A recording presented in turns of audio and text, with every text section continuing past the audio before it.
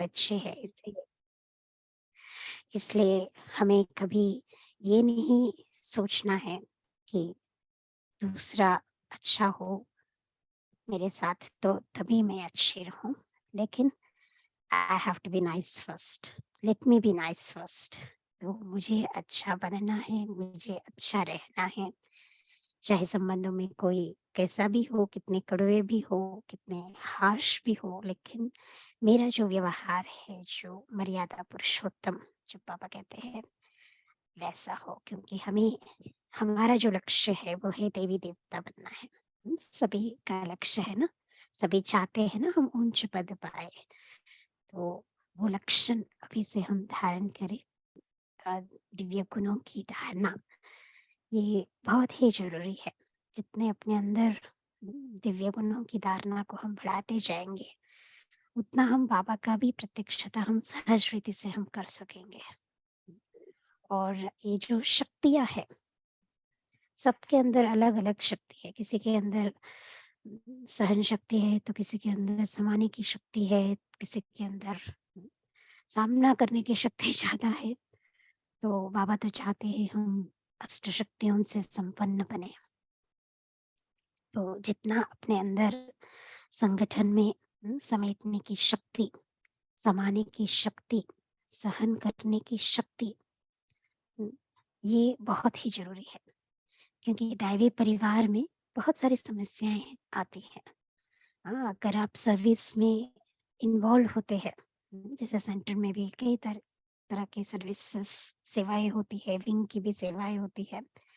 तो अगर संगठन में आप सेवाओं में भी अगर एक-दूसरे के साथ एक डिपेंडेंसी जो आती है, तब पता चलता है कि हमारे अंदर हमारी स्थिति कितनी अच्छी है।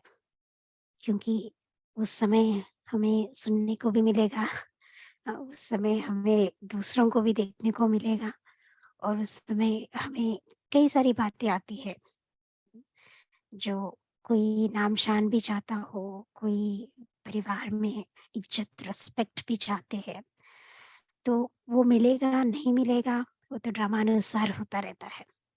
लेकिन अगर नहीं मिला, अगर आपने बहुत अच्छी सेवा की और बहुत आपने मेहनत की, लेकिन आपको ना नाम मिला, ना मान मिला, ना शान मिला, ना इज़्ज़त मिली, ना ना किसी को पता कि आपने किया, तो आपका नाम रोशन नहीं हुआ, लेकिन किसी और का रोशन हो गया। तो समझ लीजिए उस समय हमारी अंदर क्या फीलिंग आएगी? अगर फीलिंग आई, इसका मतलब हमने कुछ एक्सपेक्ट किया उसमें से और जब तक एक्सपेक्टेशंस रहेंगे, तब तक ये भी एक विकार के अंश है। बहुत छोटे-छोटे बच्चे हैं, जो हम समझते हैं बड़े-बड़े विकार तो हमारे में है नहीं, लेकिन ये सब बड़े-बड़े विकारों के ही बच्चे हैं, बाल बच्चे हैं। तो आप सभी उन बाल बच्चों को अच्छे से आप सभी बाल बच्चों को सँभालने में बहुत उम, एक्सपीरियंस्ड हैं, लेकिन इन बाल बच्चों को तो हमें नहीं सँभालना है। तो जो ये समेटने की शक्ति है, समेटने की शक्ति मतलब शॉर्ट करने की शक्ति, जो पैकअप करने की शक्ति, समाने की शक्ति, बहुत सारी बातें आएँगी, लेकिन सब कुछ समाने की हमारे अंदर ताकत होनी चाहिए और सहन करने की शक्ति, सामना करने की शक्ति तो हर एक में मेजॉरिटी में रहती है, लेकिन वो भी ज़रूरी है, कहाँ सहन करना है, कहाँ सामना करना है। सामना करे तो भी कैसे करे? अपनी आत्मिक स्थिति में रहकर शुभ भावना के साथ क्या हम उनको सुना रहे हैं या फिर उम, अपने विकारों के वश उनको बड़ी आवाज़ से या फिर उनको अपमानित करते हुए सामना कर रहे हैं। क्योंकि ये जो सामना करने की शक्ति है, ये माया की शक्ति है ना? तो इसलिए सामना भी हम कैसे कर रहे हैं? बाबा जिस तरीके से बता रहे हैं, उस प्रकार से हम कर रहे हैं, तो ये हमें अपने आप को देखना है।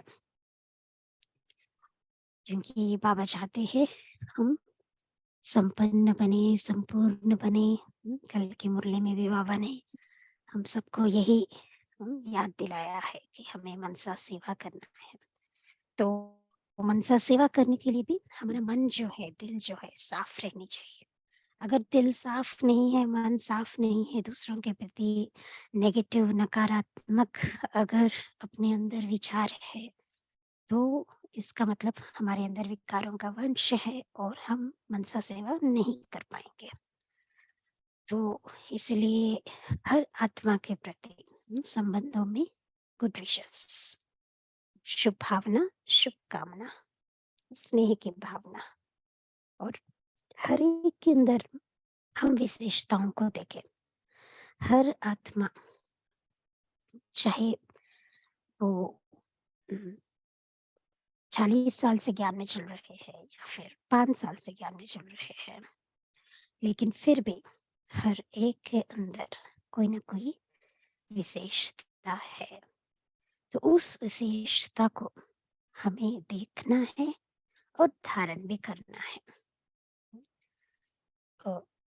जो मतलब विशेषताओं को हमें देखने की एक आदत पड़ जाए, जैसे हम चश्मा भी पहनते हैं ना, तो चश्मा पहनते हैं तो हम देखते हैं कि उस चश्मे से हमको सब कुछ क्लियरली दिखाई देता है। ऐसे ही हमें विशेषताओं की चश्मा हम पहने कि हम किसी के सामने जाए, उनको उनको उनकी विशेषता से हम देखें, उनको हम इतने सम्मान दें, इज्जत दें। हमें स्वयं को स्वमान में रहना है और दूसरों को सम्मान देते रहना है। स्वमान में रहना है और सम्मान देते रहना है। तो उसके लिए अपनी स्थिति बहुत अच्छी रखनी है और ये मोस्ट इम्पोर्टेंट है, स्थिति को अच्छा रखना, अच्छा बनाना। चाहे हम कुछ करें या ना करें, लेकिन हमारी स्थिति जो है वो पावरफुल होनी चाहिए। और ये बहुत बहुत जरूरी है,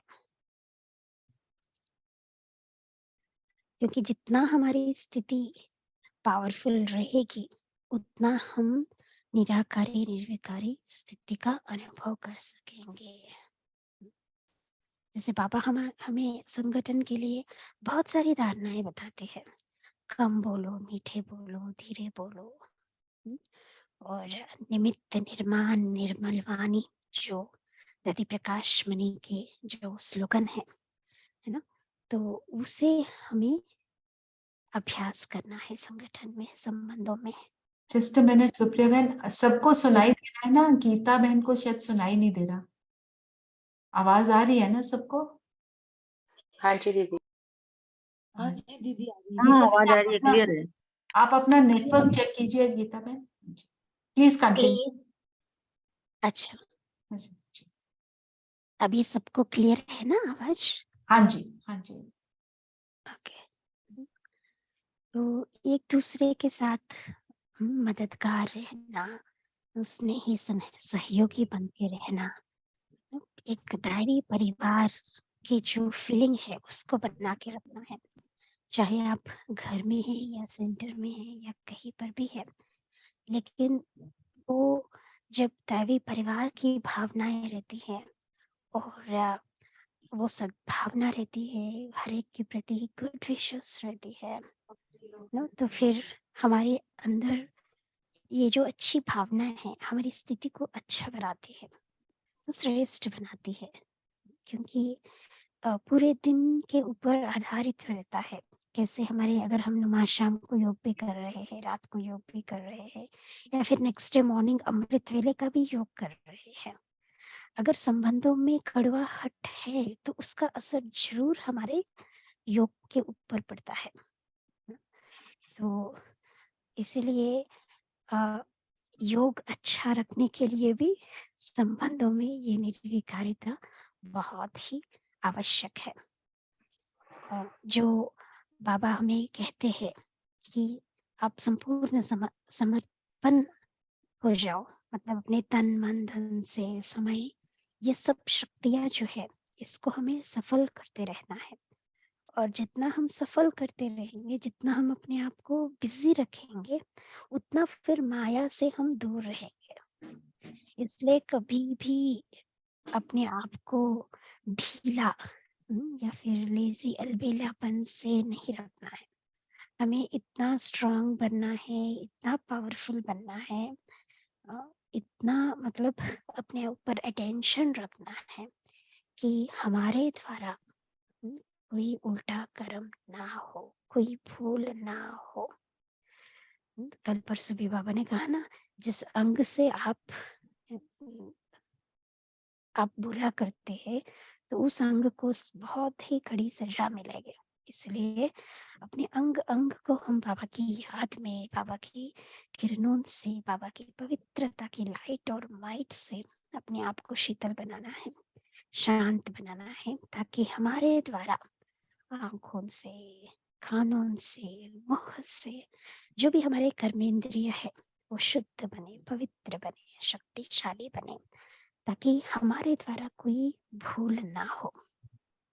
क्योंकि ये जो भूले हैं वो छोटी छोटी, शुरू में पता नहीं चलता है तो बहुत छोटी बात लगती है, लेकिन वो फिर बड़ा रूप ले लेता है। फिर माया को भी आदत पड़ जाती है रोज रोज आने का। इसलिए माया को हमें, इस प्रकार की माया को हमें स्वीकार नहीं करना है। बाबा के श्रीमत के अनुसार चलते हुए हमें संबंधों में हम देखते हैं, आप सबने भी देखा है ना, कल बाबा मिलन में लास्ट में दिखाया था, जैसे तीनों दादियाँ कितने प्यार से मिल रहे थे, एक दूसरे के गले भी लग रहे थे, हैंडशेक भी कर रहे थे, और डायमंड हॉल में सभी को दृष्टि भी दे रहे थे।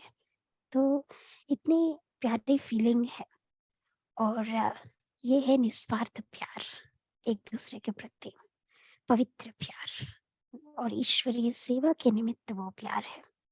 तो ऐसे ही हमें संबंधों में ऐसा निस्वार्थ प्यार, पवित्र प्यार, सच्चा प्यार हो, फिर वो जो विकार का अंश जो होता है वो समाप्त हो जाते हैं, हमारे संबंधों में सद्भावना आ जाती है।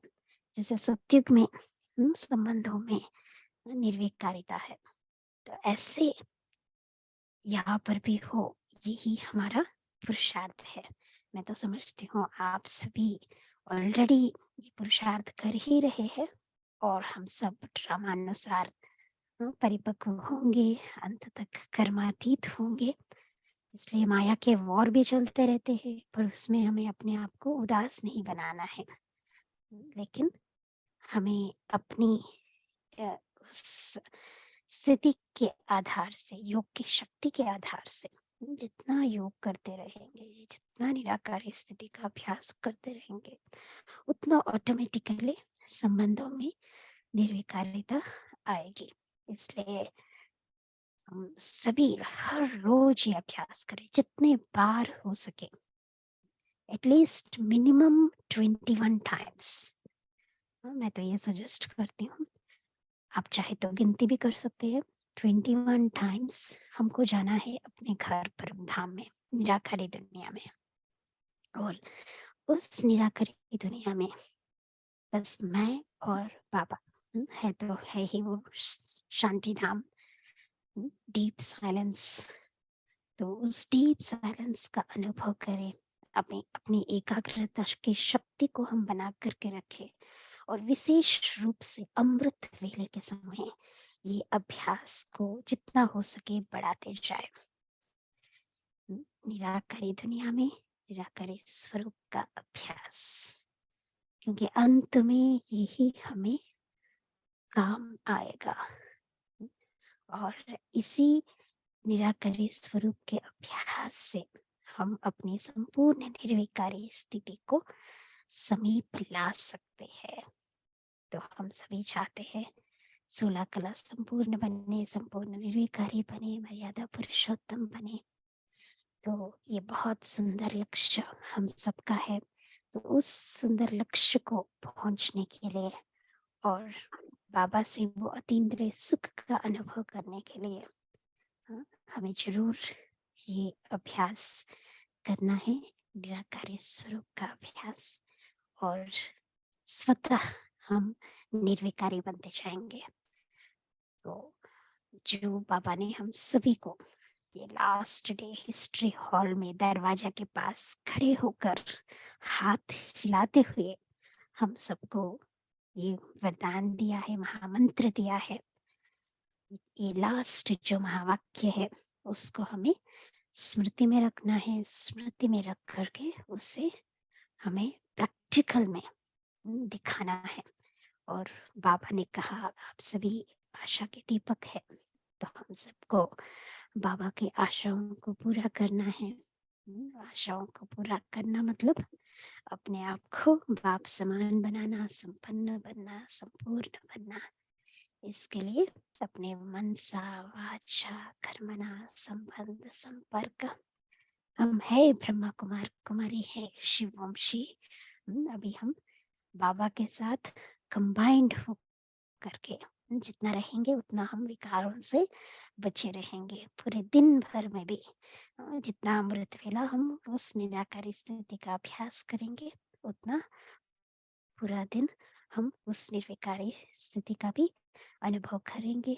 और अमृत वेला निराकारी स्वरूप का अभ्यास और पूरा दिन कंबाइंड स्थिति का अभ्यास, बाबा को कंपेनियन बना के रखना, तो ऑटोमेटिकली वो निर्विकारी स्थिति का हम अनुभव करेंगे और दूसरों को भी अनुभव कराएंगे।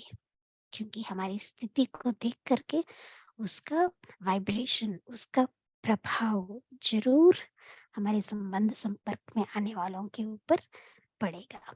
तो हम अपनी स्व परिवर्तन से, स्वस्थिति से, अपनी निराकारी निर्विकारी स्वरूप के अभ्यास से हमें दूसरों को भी वो भी लाभान्वित हो, क्योंकि वो वाइब्रेशंस, वो हमारा व्यवहार उनके ऊपर जरूर असर लाएगा। तो हम सबको स्वर्ग इस धरा पर लाना है, तो बड़ा ऊंचा लक्ष्य हमारे सामने है, जिसके लिए हमें सर्व के सहयोग से सुखमय संसार, तो हम सभी बाबा को इस विकारों पर जीत पाने का, निर्विकारी बनने का, संबंधों में सद्भावना लाने का, तो हम सभी बाबा को ये करके दिखाएंगे। करेंगे ना सभी? लक्ष्य है ना सभी को। तो हम सब जी सुंदर लक्ष्य रखा है, विजयी है कल्प कल्प के हम।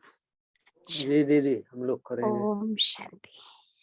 ओम शांति। आपका बहुत बहुत शुक्रिया सुप्रिया दीदी। अभी हम 2 मिनट साइलेंस में बैठ जाए।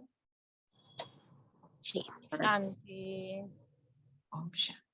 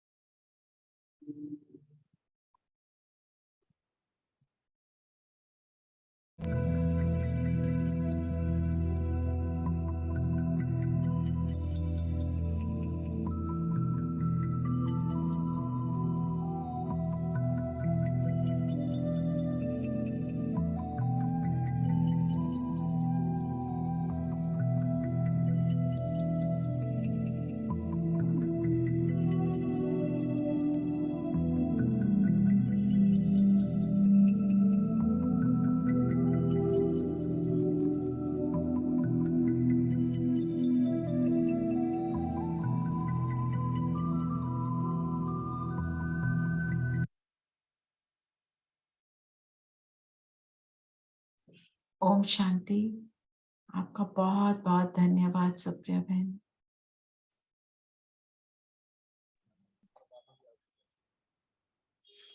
ओम शांति।